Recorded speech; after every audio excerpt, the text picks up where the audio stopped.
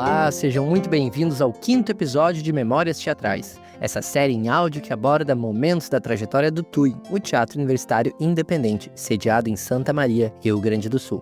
Quem acompanha a série já sabe que eu me chamo Jason Sommer. E é importante lembrarmos que esses podcasts fazem parte do projeto Memórias Teatrais, o legado do TUI, aprovado pela Lei Paulo Gustavo do Rio Grande do Sul no edital de Pesquisa, Registro e Memória. No episódio de hoje, falaremos sobre a década de 2000 e podemos dizer que ela foi marcada por importantes mudanças no TUI. Nesse período, ocorre uma intensa experimentação de estéticas para caminhos diferentes dos explorados por Clênio, inclusive em linguagens não abordadas pelo grupo até o momento. Também acontece um afastamento dos espetáculos do Teatro Educação e um encerramento do período de circulações pelas cidades. O foco do grupo já não estava em manter o trabalho fora de Santa Maria. Agora, o TUI se organizava para enraizar e literalmente construir um local de convergência do teatro na cidade. Mas chegaremos lá. Por ora, começamos pelo começo. Como falado no último episódio, por volta do ano de 2000, Luiz Fernando Marques, mais conhecido como Bando, se aproxima do grupo através de uma iniciativa promovida pelo SESC, de fazer apresentações de leituras dramáticas de grandes textos clássicos do teatro. Por meio dessa iniciativa, Bando dirige Clênio em uma leitura de Lisístrata, de Aristófanes, e do Rei da Vela, de Oswald de Andrade. Isso aproximou muito os dois, e por consequência, Clênio convidou Bando para desenvolver o trabalho de direção no TUI, trazendo ao grupo a experiência de alguém que havia passado pelo curso de artes cênicas da UFSM. Esse quem fala é Bando Marques. O Clênio já estava muito cansado, cara. Ele estava muito cansado e ele decidiu que ele precisava de alguém para ajudar ele na direção dos trabalhos. O Clênio trabalhava com espetáculos em cartaz, adultos e infantis.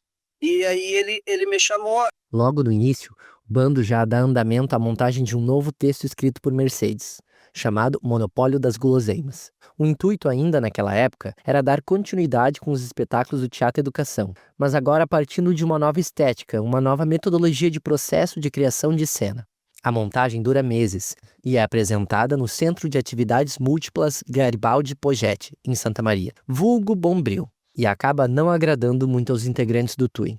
Por fim, o espetáculo fica um tempo realizando apresentações, mas o TUI e seus integrantes buscam outros focos para direcionar o seu trabalho. Bando comenta que nesse período inicial participou de algumas viagens com apresentações de Carlota Feliz, mas foi por pouco tempo. Eu peguei o fim, eu cheguei a viajar com ele, com a velha cara, ela e aquele reboque esquisitoide lá que ele tinha, parece uma caixa de sapato ambulante. A demanda dos projetos do grupo em Santa Maria e também da reorganização da sede era mais relevante naquele momento e exigia muito tempo de dedicação. Um desses projetos realizados nesse período foi a investigação da linguagem do bufão. E nós começamos a nos articular com várias coisas ao mesmo tempo. A gente fez o projeto no ônibus, bufões nos ônibus. E aí a gente saía de bufonaria pelos ônibus, era uma coisa assim intensa. Esse foi um projeto financiado pela Lei de Incentivo à Cultura da cidade. Segundo Cristiano, foi uma surpresa ver Clênio experimentando nessa linguagem. Se deixar conduzir por outra pessoa num processo criativo não era muito comum para ele.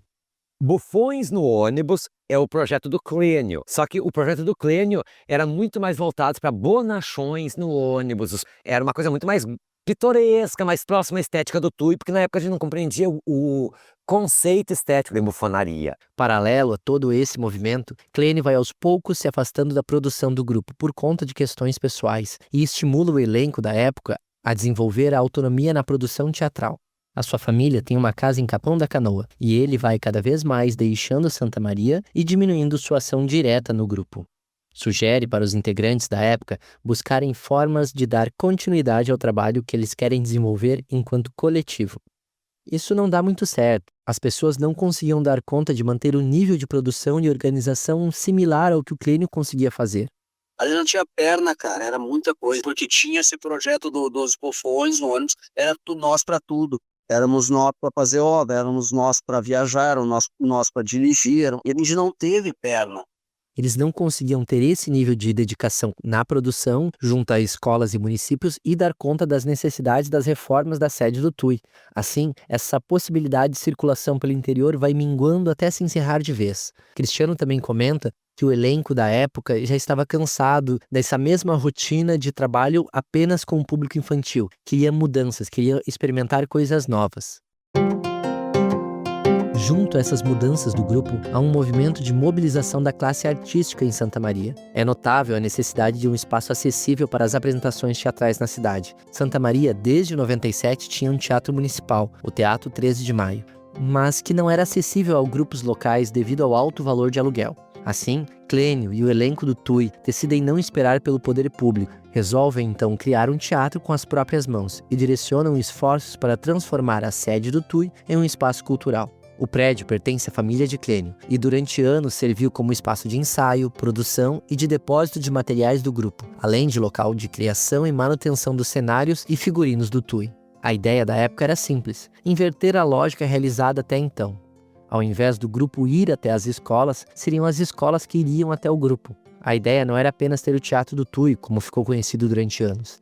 A ideia era ser um local de encontro entre artistas. Um centro cultural que possibilitasse o TUI fazer o seu trabalho, mas também outros artistas ensaiarem, ocuparem, apresentarem, enfim, um espaço de trocas e compartilhamento de vivências. Foram anos construindo o local que por fim foi batizado de Espaço Cultural Victório Fachin, uma homenagem que Clênio fez a seu pai, um importante apoiador de toda a sua vida teatral. Quando nós decidimos abrir uma casa de teatro, foi uma das primeiras coisas que o Clênio disse: eu vou impor a condição que esse espaço se chama Victório Fachin. Durante o período de construção do espaço cultural, ocorreram momentos de muita experimentação, inclusive uma investigação de farsas e treinamentos físicos. O grupo montou o Pastelão e a Torta, apresentando durante anos. Também montou a farsa do advogado Patelim e um rapaz apressado, que aprofundaram a pesquisa sobre a linguagem farsesca.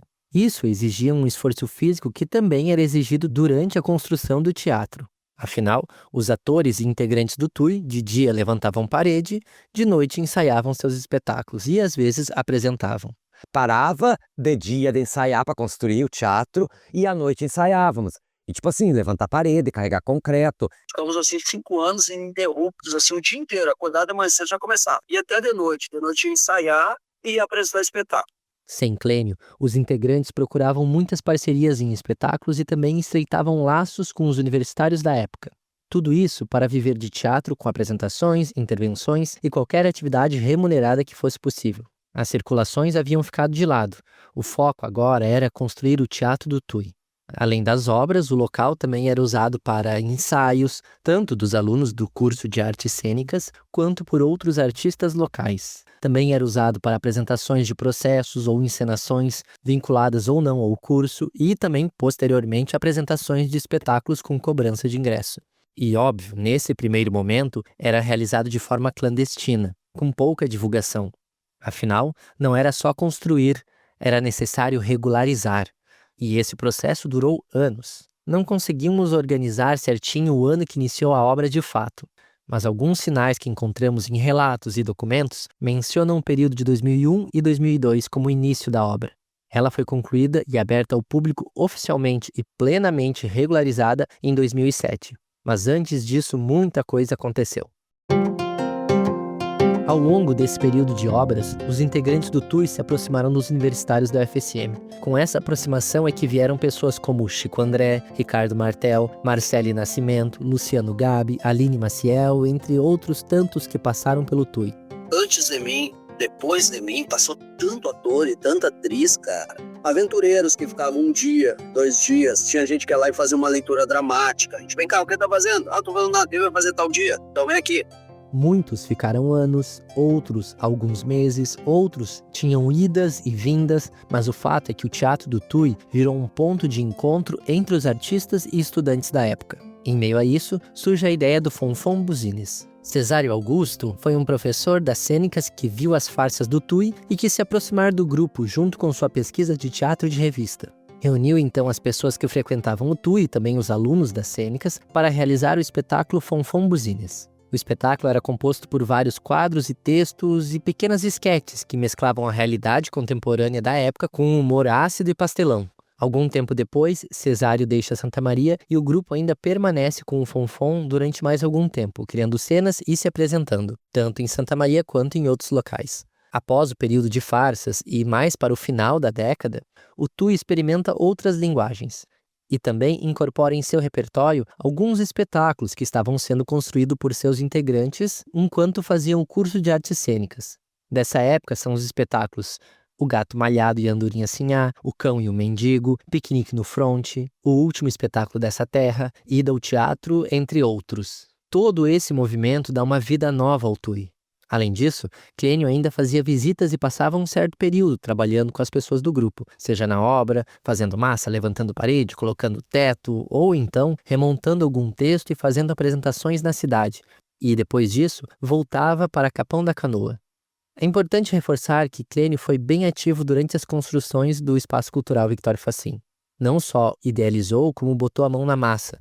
Sem dúvida, ele foi um carpinteiro do cotidiano teatral. Mesmo com toda essa movimentação relatada, o grupo não conseguia se manter integralmente sem o apoio de Clênio. Ele fez a transição muito vagarosamente. Ele ainda manteve o TUI por um tempo, financeiramente. Com a abertura oficial do Espaço Cultural Victor Fachin, as demandas do grupo mudam. Afinal, era necessário manter o espaço aberto para o público, realizar eventos para pagar as contas do espaço, ensaiar, apresentar espetáculos, pensar em novas montagens, limpar, consertar e tudo mais o que fosse necessário para o funcionamento cotidiano do teatro. Isso sem conseguir uma remuneração justa para aqueles que faziam todo esse serviço. Era uma doação grande demais para o pouco retorno possível naquele momento. O cansaço foi chegando. Afinal, foram anos investindo tempo e envolvimento naquele lugar. O Clênio disse assim, ó, a partir de agora, vocês são os gerentes do TUI. Tá aqui o queijo e a faca na mão. Se vocês precisam criar condições. E nós sempre pedíamos um prazinho maior para nós sermos os gestores, não só o elenco, porque é muito bom fazer teatro e é muito difícil administrar, gerir uma casa de teatro, que é diferente do fazer teatro. Com isso, as pessoas começaram a destinar seus esforços para outras atividades. E aos poucos, o grupo foi diminuindo novamente. Eu acho que 2008, por aí, eu não cheguei a ficar 10 anos, fiquei uns 2 anos, 7, bem ativo. O que acontece, cara? Eu comecei a trabalhar dando aula no estado. E aí eu não tinha mais tempo para conseguir ficar ali em tempo integral e dar para o teatro o que o teatro precisava. Assim como nos anos 70, os universitários que se formavam buscavam formas de trabalhar com a sua profissão, com a sua atividade de graduação. Com isso, alguns saíram de Santa Maria, alguns foram trabalhar com outros grupos ou de forma solo, independente, e alguns ainda acabaram trabalhando em outras profissões. E no final dessa década, os integrantes do TUI em Santa Maria se reduziram a Cristiano Bittencourt, Marcelo Nascimento e Ricardo Martel, com o apoio de Rose Zanon e Homero Bolsinhas. A gente encerra esse episódio nesse momento de transição. O TUI com um espaço cultural aberto, mas com pouca mão de obra para dar regularidade às suas apresentações. E, correndo por fora, vinha Clênio, se preparando para fazer uma grande festa de 50 anos de atividades do TUI em 2011. Mas falamos melhor disso no nosso próximo e último episódio. Muito obrigado pela atenção e até mais. Edição de áudio Edson K, Rádio Armazém.